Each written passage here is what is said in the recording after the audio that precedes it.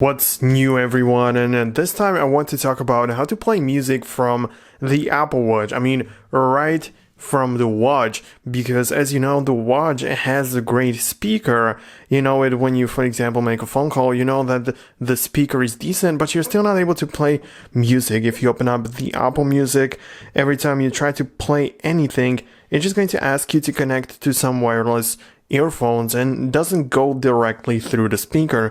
So I'm going to show you how you can do it. And the way you can do it is actually kind of silly, and I know that this is not how you're supposed to use this thing on a watch, but if you don't remember, or if you don't really care about it that much, since the watchOS 6 we have a voice recorder or voice memo app on the watch.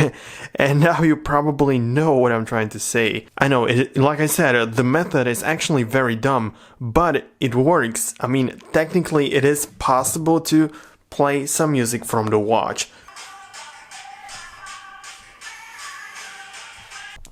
So, obviously, this is a very, I feel like I'm in 28 or so where people used to do that with their phones and stuff. Yeah, it's silly, it's dumb, but this is the only way how you can actually play the music through the watch and right from the watch. So you can actually play.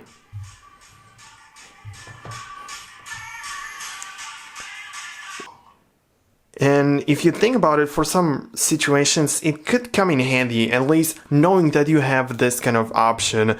By the way, if you want to be updated all the time when there are some new watchOS updates, because I make videos about that regularly and about other Apple related content, then click on the subscribe button and make sure you don't miss anything important that you could be interested in. Of course, you probably don't listen to some real music through it or hours. You're not gonna, record some of the music that you really listen to and listen into it instead of using your earphones through the speaker of the watch. That would be ridiculous. But if you just really need to have some sounds, some music, something on the watch and don't know how you can actually play it out loud, this is probably the only way to do it.